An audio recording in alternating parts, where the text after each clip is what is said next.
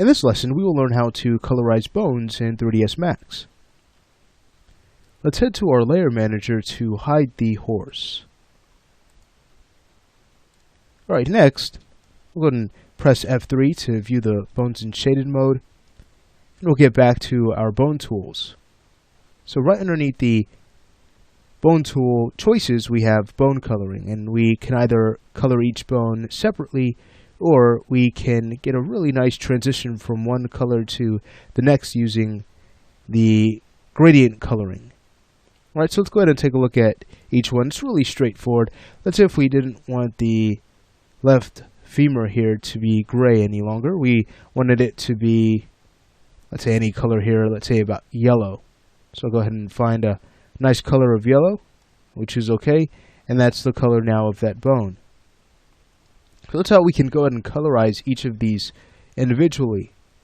Now the color gradient, this is a really nice way to get a beautiful display of each bone.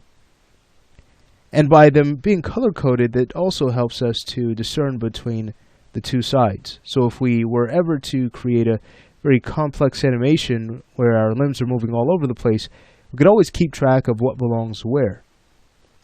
So if we were to go ahead and double click on the left femur here to grab the entire hierarchy, we could go ahead and choose a new start color. Typically for the left side, I'd like to work with blue. For the right side, either green or red, whichever works for you. I'll go ahead and work with green for the right side. But for the left side, let's go ahead and use blue. So we'll go ahead and find a nice dark shade of blue to start our gradient with. That looks good. We can now choose OK. And now for the end color, we can go ahead and lighten up the blue a bit. Great.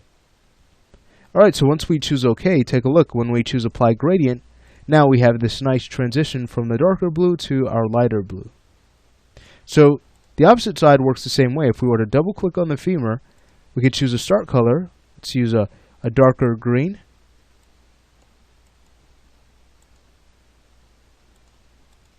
We'll choose OK. And now we can end with a lighter green. So we'll just go in and choose that color. And when we choose Apply Gradient, there we have it. Alright, so again, this is a really nice way to not only get a beautiful look from our systems, but at the same time it will help us to discern between the two sides, which is highly recommended for animation.